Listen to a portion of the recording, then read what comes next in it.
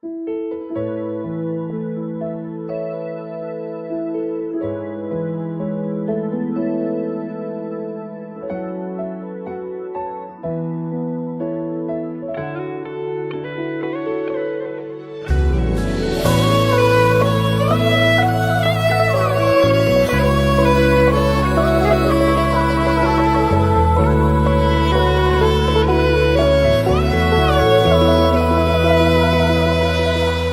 យទេវតាប្រទានតាមការបួងសួ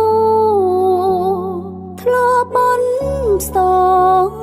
បងជួបលោកម្នាក់ល្អរួមដំណើរជាមួយក្នុងនាមគូស្រករស្មងសកំតគ្នាដល់ចឹងគេធ្យូអូនបងតែងផ្ដល់លេដំឡៃរកក្បាយថ្លៃពីស័យថ្កុំកើងនឹងបងគិតគូរាំងសាអូនដោយព្រះនាងម្ចាស់កក់ក្ដៅខ្លាំងណាស់បានបងទៅនងថែចាំបែបងអូនអើយអ្វីអាចប្រៀបស្មើបងទៅតួមានមួយសំពើក៏មិនដល់ដែរក្ដីសុខសាន្តរួមគ្នាទុកជាប្រវត្តិសាស្ត្រស្នេហ៍រួមរស់ស្មងមិនប្រែស្នេហ៍ណានិ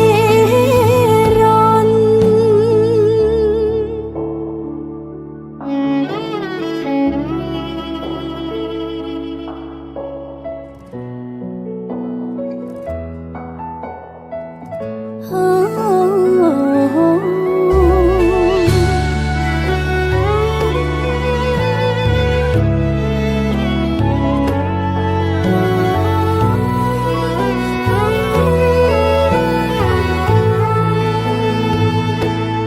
រងឆោមឆាយជាផ្កាយសំណាងនៃអូកាបេងដងសុំថែជាប់ក្នុងដៃ